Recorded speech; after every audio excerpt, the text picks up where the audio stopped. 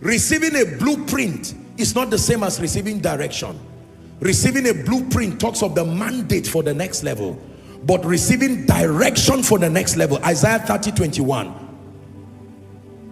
Isaiah 30:21. And thine ears shall hear a voice from behind you saying, this is the way. Listen, your blueprint talks of the place, but direction talks of the way to the place. You can know the place, but you may not know the way to the place. I tell you this, I have learned this as a leader and as a man of God, that one of the major reasons for the delay of people is confusion over direction. Confusion over direction. Your life is as fast as your knowledge of the direction. Are we together? Some of you, most of you drive here. If I tell you go to ShopRite or any one of these places and buy me something, if you know the direction, you can almost time your arrival there, that in 5 or 10 minutes, except for traffic, I am there. But if you do not have direction, even though you know the place, you can go round and round and round until you find yourself in another state.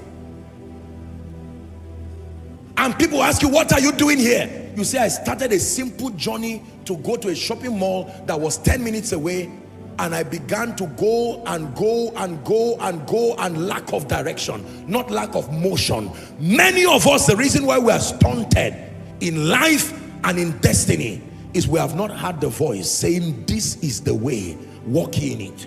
If you're in business here, listen to me.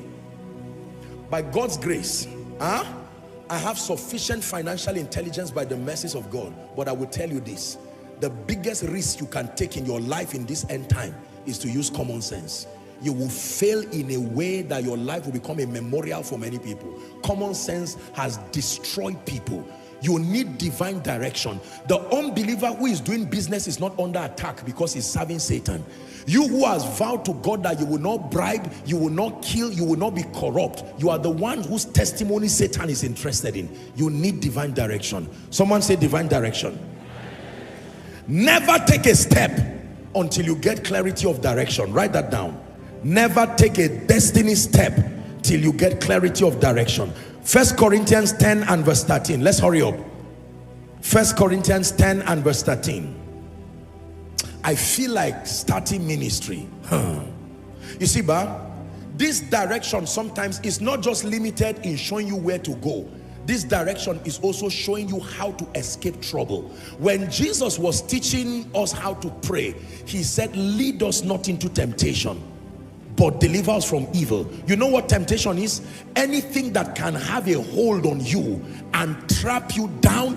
He says, there had no temptation taken you, but such as is common to man. Listen, but God is faithful, who will not allow you to be tempted above that which you are able to, but with that temptation, he will make a way to escape. A way to escape. A way to escape.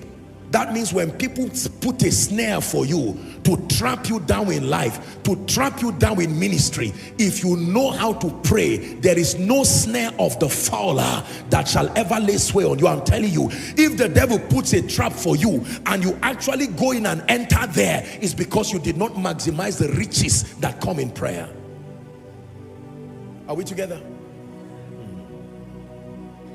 Let us set this trap, so that when he comes, he will fall into it in ministry, fall into it in destiny, fall into it. And because you are directed by the Spirit, the Bible said the steps of a good man are ordered by the Lord. In the office, they orchestrate something and leave it for you. Just when trouble is brewing, they've been praying so that they trap you and take you out of that place. Now, plus discernment, plus your prophetic destiny, and now you have direction. You will be surprised.